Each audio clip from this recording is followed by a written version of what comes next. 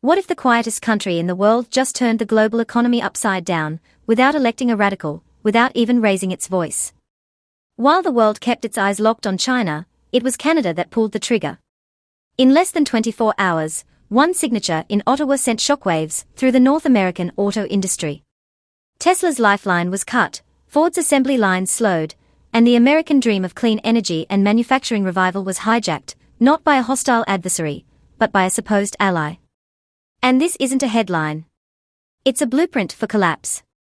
Tesla, the poster child of American innovation, became the first and most visible casualty. For years, Tesla had operated like a symphony of precision. Its success didn't rely on brute force, but on finely tuned logistics, rare minerals arriving just in time, global suppliers in sync, and gigafactories in Nevada and Texas humming with clockwork efficiency. But that efficiency shattered the moment Canada announced new mineral export compliance restrictions. Nickel, a core element in EV batteries, was halted for verification. Lithium exports slowed. Aluminum producers in Quebec and Ontario warned of processing delays and cost spikes as Canadian regulations tightened. Tesla's entire battery production model, which relied on low friction and predictable supply, was thrown into disarray. It didn't matter whether the restrictions were labeled as temporary. Tesla's business model wasn't built for temporary.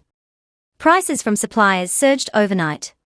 Internal sourcing teams at Tesla scrambled to find alternate providers in Australia, South America, even China, the very country Tesla had spent the last 5 years working to become less dependent on. But this wasn't like swapping a part on an assembly line. Global supply chains aren't plug and play. They are ecosystems built over years. Tesla's ecosystem began withering almost immediately. Investors noticed first. Analysts downgraded their forecasts. Financial media whispered about a new phase for Tesla, not one of disruption, but of decline. Elon Musk, known for facing adversity with bravado, took to social media.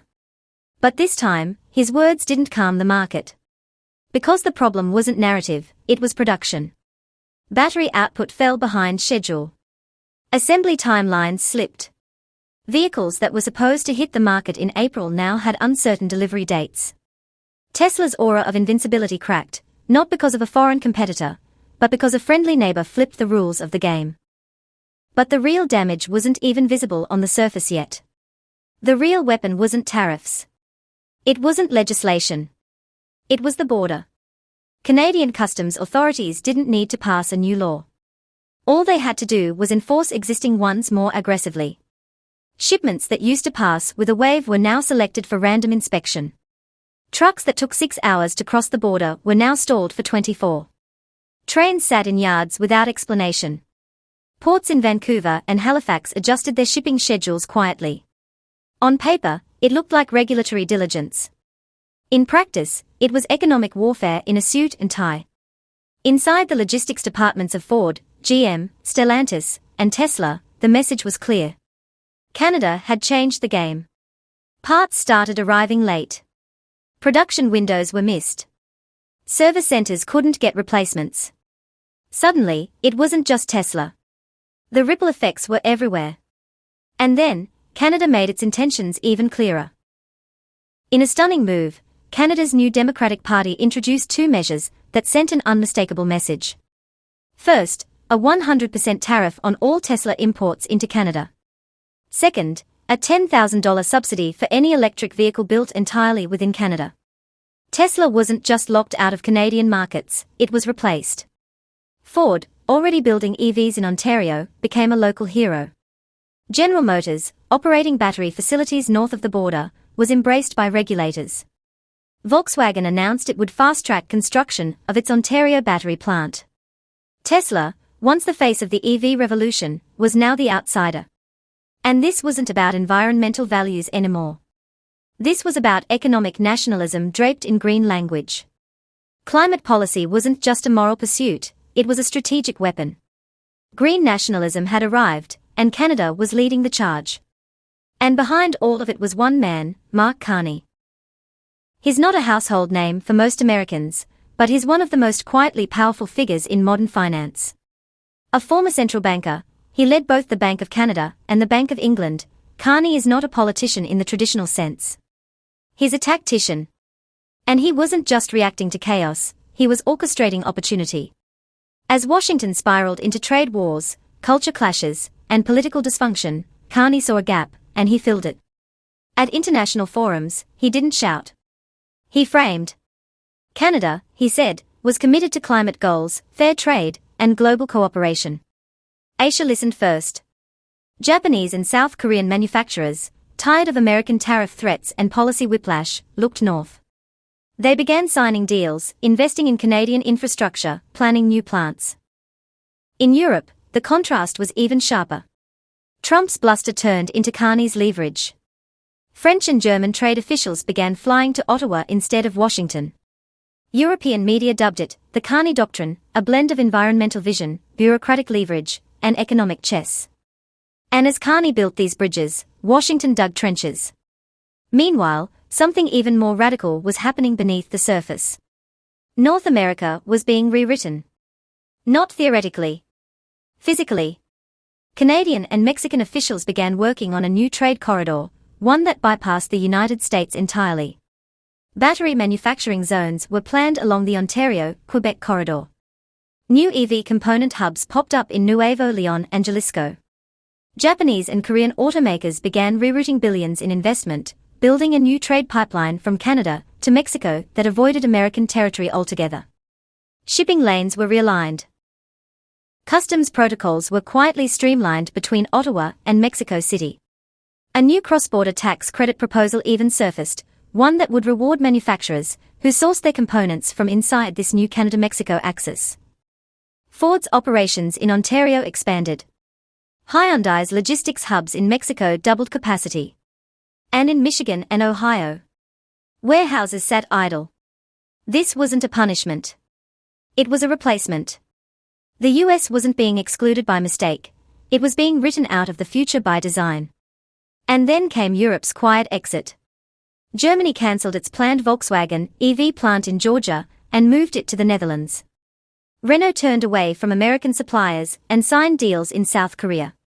In the UK, internal policy memos suggested excluding US-made EVs from the next round of green subsidies, not as an act of spite, but as a calculated risk reduction. A European trade official summed it up. We've outgrown dependency on countries that can't outgrow their own dysfunction. And while America lost allies, China gained ground. Chinese battery giants like CATL inked supply deals with Quebec-based mining firms for lithium and cobalt. BYD, China's fastest-growing EV brand, announced a massive new facility in Monterrey, Mexico. NIO followed with a joint venture in Ontario, producing EV components with Canadian partners. These weren't symbolic moves. They were strategic strikes. Because under the terms of the USMCA, America's own trade agreement, EVs built in Mexico or Canada can still qualify for tariff exemptions when sold in the US, even if the parts are Chinese. So China didn't challenge the US directly. It moved into the very trade pathways America built, and used them better. BYD launched a $28,000 electric vehicle in Mexico City, and whispers of US expansion started circulating. Tesla, already struggling, now faced competition from the inside.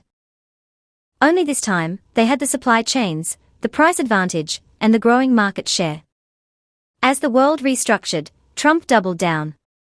With patriotic flair, he declared that American cars would once again be built with American steel and American labor. He signed the executive orders. He posed with workers. He promised an industrial renaissance. But it wasn't real. America didn't have the resources. Decades of offshoring had hollowed out the mining sector. Environmental regulations made new extraction slow and expensive. Skilled labor. Aging, retiring, or gone. Factories meant to roar back into life remained silent. Equipment sat idle. Manufacturers couldn't find enough trained machinists or welders. With immigration curbed, there weren't enough new workers either. Plans to reshore manufacturing collapsed under their own weight. Tariffs didn't bring jobs. They brought confusion. They brought layoffs. They brought empty promises. And then the spiral began. Ford halted operations at 3 major plants. GM slashed production in Ohio. Stellantis initiated sweeping layoffs, starting with temps and ending with entire divisions. Suppliers collapsed. Seat manufacturers in Indiana. Wiring harness makers in Wisconsin. Dashboard suppliers in Kentucky. One by one, they folded. And when the factories went dark, so did the towns. Local diners closed. Gas stations emptied. Tool shops shut down. What had been sold as a revival turned into a rout. This wasn't just a trade dispute. It was a masterclass in non-violent power. In less than a year, Canada went from junior partner to rule setter. America lost control of the auto narrative, and consumers paid the price. New cars became unaffordable. Used cars spiked in price. Even repairs became luxuries. A routine oil change doubled in cost. Basic parts were backordered for months. Car ownership, once a symbol of American freedom, became a financial trap. Now, with cars to build and EVs to repair, no one is left who knows how to do it. And so, Japan and South Korea stepped in. Not as saviors, but as professionals. Toyota, Honda, Hyundai, they opened new plants in Texas, Georgia, Alabama. They hired local. They delivered on time. And American consumers began to trust them more than their own brands. Ford and GM lost ground. Dealerships shifted their inventory strategies. American cars weren't the default anymore. So here's the question, can America recover? Or are we watching the quiet end of a century-old empire? If you care about the future of cars, jobs, and the economy, subscribe. Because this isn't the last shock. It's just the beginning.